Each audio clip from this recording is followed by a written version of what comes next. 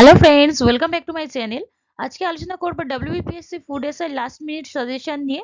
আজকে আলোচনা হবে ইম্পর্টেন্ট কোয়েশ্চেন্স অন কনস্টিটিউশন, অর্থাৎ সংবিধানে যেসব মেন প্রশ্নগুলো যেগুলো তোমাদের অবশ্যই দেখে যেতে হবে সেগুলো আজকে আলোচনা করব, এবং আমি টপিকগুলো ভিডিও শেষে বলে দেবো যে কোন কোন টপিক থেকে সংবিধানের তোমাদের করে যেতে হবে। সেগুলো আমি আজকে আরো একবার রিপিট করে দেব, এবং সেসব টপিকের মধ্যে ঠিক কোন কোন পোর্শনটা পড়তে হবে সেগুলো আমি আজ বলে দেবো। এবং আরো কিছু নোটস আমি প্রোভাইড করবো, যাদের প্রয়োজন আছে তারা অবশ্যই কমেন্টে বলবে, তাহলে সেই সব নোটস গুলো আমি আলাদা করে তোমাদেরকে পিডিএফ করে দেব। বাট একটা কথা, কারণ আমি ভিডিওটা দেখছি যে আমি ইম্পর্টেন্ট অনেক ভিডিও দিচ্ছি কিন্তু তোমরা শেষ পর্যন্ত ভিডিওটা দেখছো না, সেই কারণে আমি কিছু স্বল্প মূল্যের বিনিময়ে আমি এখন থেকে পিডিএফ গুলো দেবো, যেগুলো মেন সাজেশনের যেসব ভিডিওগুলো।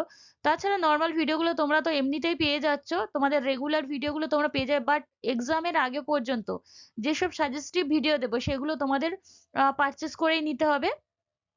এবার বিশেষ ঘোষণা যেটা আমি করব, যেহেতু ফুড এসআই এক্সাম সামনেই আছে, তোমরা অনেকেই প্রিপারেশনটা খুব ভালো নিয়ে নিয়েছো, বাট অনেকে আবার প্র্যাকটিস করা বেশি সময় পাওনি, তাদের জন্য বিশেষ করে আমি 60টারও বেশি পিডিএফ দিয়ে, মানে practice set, GK practice set দিয়ে একটি পিডিএফ বানিয়েছি। সেটা তোমরা 100 টাকার বিনিময়ে নিয়ে তোমাদের লাস্ট মিনিট যে প্রিপারেশনটা তোমরা নিয়ে নিতে পারো। সেখানে প্রিভিয়াস ইয়ার দুটো সেট থাকবে, 2014 ও 19-এর। এছাড়া 50টি এই food SI syllabus related practice set, 8টি এমন সেট আছে যেখানে তোমরা টপিক এবং চ্যাপ্টার ওয়াইজ বিভিন্ন প্রশ্ন তোমরা একসাথে পেয়ে যাবে। এইগুলো খুবই ইম্পর্টেন্ট, এই পিডিএফ গুলো 8টা পিডিএফ। আর তাছাড়াও সেটা কালকের পর্যন্ত অফার ছিল, তাও আমি আজকের পর্যন্ত যারা হচ্ছে তোমরা পিডিএফটি নেবে তাদের জন্য সাজেস্টিভ যেসব ভিডিওগুলো আমি দিচ্ছি সেগুলো তোমরা পুরোপুরি বিনামূল্যে পেয়ে যাবে। আজকের জন্য তোমরা যারা নিচ্ছ তাদের জন্য এটা আমি দিয়ে দেব। আর অন্যান্য যেসব ভিডিওগুলো ইম্পর্টেন্ট শর্ট নোটস সেগুলো তোমরা চ্যানেলেই পেয়ে যাবে ফ্রিতেই। আর ইন্ডিয়ান জিওগ্রাফির পুরো 11টা চ্যাপ্টারের ফ্রি পিডিএফ তোমরা টেলিগ্রাম চ্যানেলে পেয়ে যাবে। তোমরা যারা পাওনি এখনো পর্যন্ত তারা চ্যানেলে যুক্ত হয়ে গিয়ে সেগুলো কালেক্ট করে নিও। তাহলে ভিডিওটা শুরু করছি। ভারতীয় স্বাধীনতা অ্যাক্ট কবে পাস হয়? ভারতীয় স্বাধীনতা অ্যাক্ট পাস হয় 18ই জুলাই 1947 সালে। খুবই ইম্পর্টেন্ট যেসব প্রশ্ন সেগুলো আমি আলোচনা করে দিচ্ছি। ভারতের সংবিধান গৃহীত হয় কবে? 26শে নভেম্বর 1949 সালে সংবিধান গৃহীত হয় গণপরিষদে। ভারতীয় সংবিধানের রাষ্ট্র নির্বাচনের পদ্ধতিটি কোন দেশের সংবিধান থেকে নেওয়া হয়েছে? আয়ারল্যান্ড থেকে। সংবিধানের বিভিন্ন যেসব পদ্ধতি আছে সেগুলো সংবিধানের কোন কোন দেশের সংবিধান থেকে নেওয়া হয়েছে সেগুলো খুবই গুরুত্বপূর্ণ, সেটা ভালো করেই দেখে যেতে হবে। ভারতের স্বাধীনতা আইন কবে কার্যকর হয়? স্বাধীনতা আইন কার্যকর হয় 3রা জুন 1947 সালে। ভারতের সংবিধান কবে কার্যকর করা হয়? ভারতের সংবিধান কার্যকর হয় 26শে জানুয়ারি 1950 সালে। জাতীয় পতাকার নকশা মঞ্জুর ও গ্রহণ করা হয় কবে? জাতীয় পতাকার নকশা মঞ্জুর ও গ্রহণ করা 1947 সালে 22শে জুলাই। প্রত্যেকটা ভিডিও তো আমি একসাথে দিতে পারবো না, কারণ আর বেশি টাইম নেই। যাদের প্রয়োজন আছে তোমরা এই টপিকগুলো আমি বলে দিলাম সেগুলো একটু দেখে নিও, এবং এই এক্সামের পরে আমি সেগুলো আলাদা আলাদা করে তোমাদের ভিডিও দিয়ে আমি তোমাদের সাথে আলোচনা করে দেবো। এখন তোমরা যেহেতু লাস্ট টাইম তোমরা নিজেরাও ভিডিও দেখতে পারবে না, তাই তোমরা বই থেকে একটু করে নিও। গণপরিষদের অস্থায়ী সভাপতি কে? গণপরিষদের অস্থায়ী সভাপতি হলেন সচ্চিদানন্দ সিনহা। এছাড়া যে ফুড এসআই প্লাস ডাব্লিউবিসিএস একটি স্পেশাল জিকে ক্লাস আমি দিয়েছি, সেখানে 8টা সেট আছে, ওখানেই তোমরা কনস্টিটিউশনের উপরে 2-3টে ভিডিও পাবে, সেখানে এইগুলো ভালো করে আলোচনা করে দেওয়া আছে। গণপরিষদের স্থায়ী সভাপতি কে? গণপরিষদের স্থায়ী সভাপতি হলেন ডক্টর রাজেন্দ্র প্রসাদ। সংবিধানের প্রস্তাবনায় সমাজতান্ত্রিক ও ধর্মনিরপেক্ষ এই শব্দ দুটি যোগ হয় কবে? 1976 সালে 42তম সংশোধনীতে। আর এর পূর্বে ছিল এই যে প্রস্তাবনায় পূর্বে শুধু উল্লেখিত ছিল যেসব নাম, যেগুলো দেখো শব্দগুলি সার্বভৌম, গণতান্ত্রিক, প্রজাতন্ত্র, আর নতুন অ্যাড হয়েছে সমাজতান্ত্রিক ও ধর্মনিরপেক্ষ। ভারত শাসন আইন কবে গৃহীত হয়? ভারত শাসন আইন গৃহীত হয় 1935 সালে। কোন দেশের সংবিধান বিশ্বের বৃহত্তম সংবিধান? সেটা হলো ভারতের। ভারতের সংবিধান বিশ্বের বৃহত্তম লিখিত সংবিধান। স্বাধীন ভারতের প্রথম গভর্নর জেনারেল কে ছিলেন? স্বাধীন ভারতের প্রথম গভর্নর জেনারেল কে ছিলেন? Lord Mountbatten. খুবই গুরুত্বপূর্ণ। ভারত কোন দেশের সাথে পঞ্চশীল চুক্তি স্বাক্ষর করে? চীনের সাথে। ভারতের সংবিধানে যুক্তরাষ্ট্রীয় ব্যবস্থা কোথা থেকে নেওয়া হয়েছে? যুক্তরাষ্ট্রীয় ব্যবস্থা কোথা থেকে নেওয়া হয়েছে? এটা হয়ে যাবে কানাডা থেকে।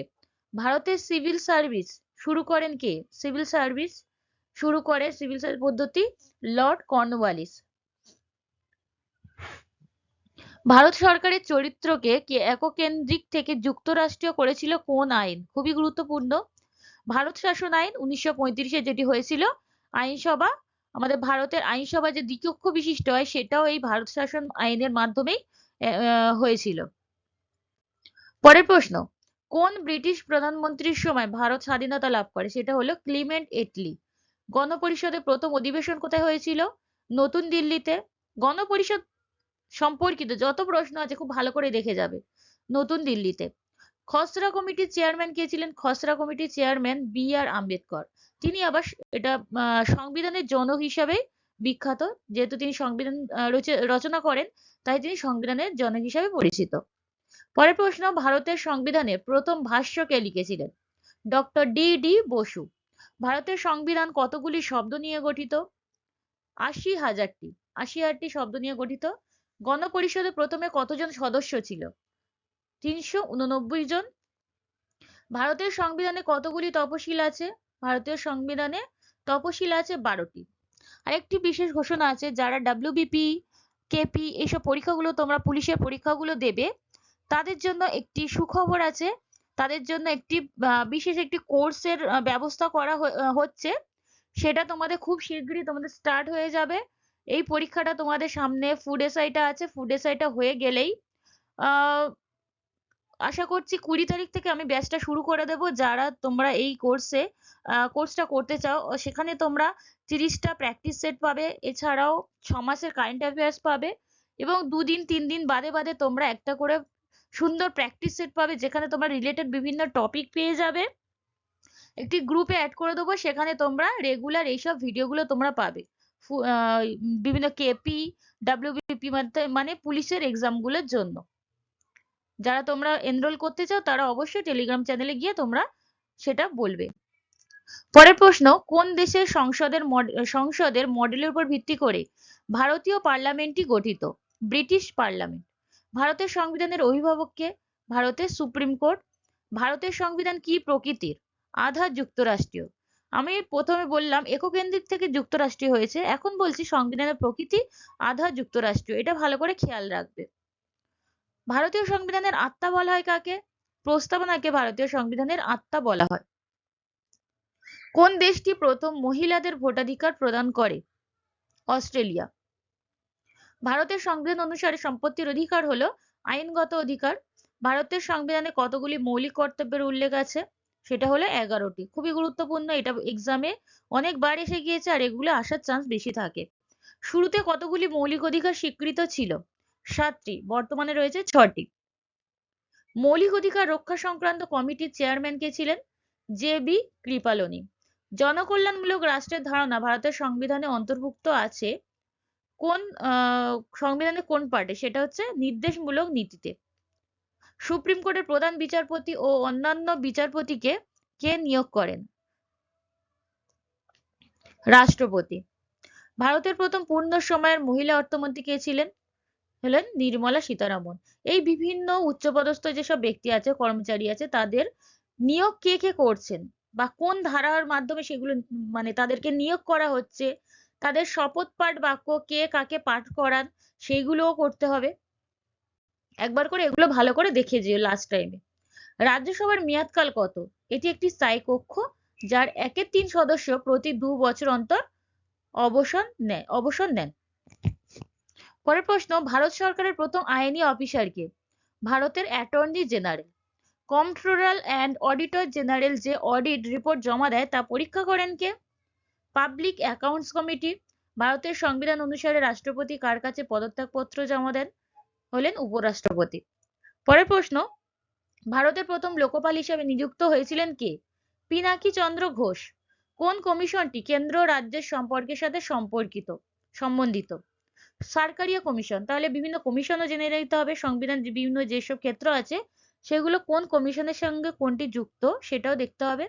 রাজ্য তালিকায় কটি বিষয় অন্তর্ভুক্ত আছে? 66টি। আর কেন্দ্রীয় তালিকায় রয়েছে 99টি।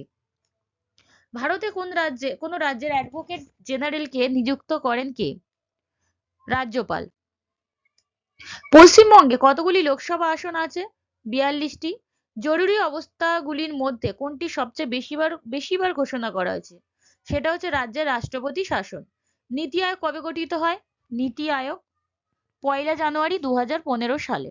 প্রথম সংশোধনী বিল কবে পাস হয়? 1951 সালে। এখনো পর্যন্ত ভারতের সংবিধান কতবার সংশোধন হয়েছে?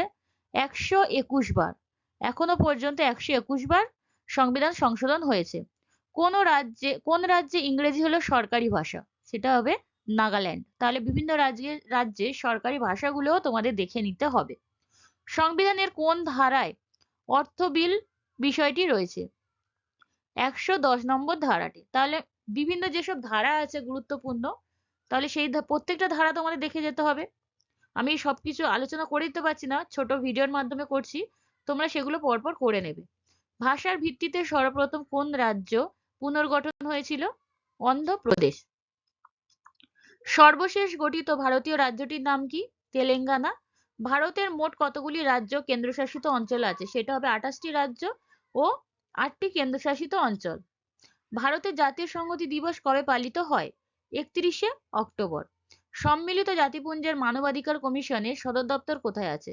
তাহলে বিভিন্ন সংস্থার সদর দপ্তরগুলো জেনে যেতে হবে, সেটা হচ্ছে জেনেভা। এবার দেখে নেবে সংবিধান থেকে গুরুত্বপূর্ণ যে টপিক তোমাদের ভালো করে দেখে যেতে হবে। সংবিধানের ঐতিহাসিক পটভূমি, এটা ভালো করে দেখতে হবে, এখানে প্রচুর প্রশ্ন এক্সামে আসে। গণপরিষদ রিলেটেড প্রশ্ন আসে। সংবিধানের শাসন ব্যবস্থা ও বৈশিষ্ট্য সম্পর্কে ভালো করে দেখে যেতে হবে। প্রস্তাবনা, তোমরা যে বইটাই পড়ছো বা যে নোটস গুলো তোমরা দেখছো, যেখানে দেখো না কেন, এই টপিক গুলো অবশ্যই তোমরা লাস্ট টাইম দেখেই যাবে, কারণ এগুলো থেকে প্রশ্ন আসবে, এগুলো থেকেই আসে। প্রস্তাবনা সম্পর্কিত সমস্ত প্রশ্ন দেখে যাবে। নাগরিকত্ব, মৌলিক অধিকার ও মৌলিক কর্তব্য, নির্দেশমূলক নীতি, রাষ্ট্রপতি, উপরাষ্ট্রপতি পদ, প্রধানমন্ত্রী ও কেন্দ্রীয় মন্ত্রিসভা সম্পর্কিত প্রশ্ন, সংসদ অর্থাৎ Lok Sabha, Rajya Sabha, attorney general, CAG, supreme court, তারপরে আছে লোকপাল, কেন্দ্র রাজ্য সম্পর্ক, রাজ্যপাল, রাজ্য আইনসভা সম্পর্কিত প্রশ্ন, হাইকোর্ট। এবার সাব টপিক কি কি পড়তে হয়, মানে এইসব বিষয়ের মধ্যে ঠিক কোন কোন পোর্শন গুলো খুব ভালো করে দেখতে হবে। উচ্চপদস্থ ব্যক্তির নিয়োগ ও পদত্যাগের বয়সটা, সেটা দেখবে। আর তাদের মেয়াদ কত বছর, সেটাও অবশ্যই দেখবে। সাংবিধানিক বিভিন্ন পদ্ধতি বা পদ রয়েছে, সেগুলো কোন দেশ থেকে গৃহীত হয়েছে, ভেরি ভেরি ইম্পর্টেন্ট। বিভিন্ন ধারা, সংবিধান সংশোধনী, তফসিল, এগুলোর নামগুলো ভালো করে দেখে যাবে কোন ধারাতে কি মানে হয়েছে বা কি লেখা আছে। সংবিধান সংশোধনীতে কি সংশোধন করা হয়েছে, তফসিলে কোন বিষয়টি অন্তর্ভুক্ত আছে। সংবিধান সম্পর্কিত সাল, যত সাল আছে, কখন গণপরিষদ রচিত হয়েছে, সংবিধানের বিভিন্ন আইন প্রণয়ন হয়েছে সেগুলোর সাল, বা কোন দিন কি দিবস পালন করা হয়। উচ্চপদস্থ ব্যক্তির নিয়োগের ধারা, বিভিন্ন তালিকার অন্তর্গত বিষয়ের নাম, বিভিন্ন সংস্থার সদর দপ্তরগুলো দেখে যেতে হবে। সংবিধান সম্পর্কিত বিভিন্ন সংস্থা আছে, সেগুলো সদর দপ্তর। সংবিধানের বিভিন্ন ক্ষেত্রে প্রথম পদস্থ ব্যক্তির নাম, মানে সংবিধানের বিভিন্ন ক্ষেত্রে যেসব ব্যক্তিরা প্রথম মানে নির্বাচিত হয়েছেন বা প্রথম পদে ছিলেন, সেই নামগুলো এক্সামে আসে। জাতীয় প্রতীক সম্পর্কিত প্রশ্ন দেখে যেতে হবে। পতাকা সম্পর্কিত প্রশ্নগুলো ভালো করে দেখে যাবে। গভর্নর জেনারেল, এটাও আসে। আর কমিশন, কোন কমিশন কোনটির সঙ্গে সম্পর্কিত, এগুলো ভালো করে দেখে যেতে হবে। আর রাষ্ট্রপতি কিভাবে নিয়োগ হয় বা তাদের শপথ বাক্য কাদেরকে কে পাঠ করান, সেগুলো দেখে যাবে। শপথ বাক্য পাঠ কে কাকে করান, দেখে যাবে এগুলো। তাহলে আজকে ভিডিওটা এই পর্যন্তই। যদি ভালো লেগে থাকে তবে অবশ্যই সাবস্ক্রাইব করে রাখবে, এবং যাদের পিডিএফ সংক্রান্ত কোনো জানানোর ব্যাপার আছে, মানে যারা পিডিএফ সম্বন্ধে কিছু জানতে চাইছো, তারা অবশ্যই টেলিগ্রাম চ্যানেলে যুক্ত হয়ে সেখানে তোমরা বলতে পারো। শেষ পর্যন্ত দেখার জন্য তোমাদেরকে অসংখ্য ধন্যবাদ।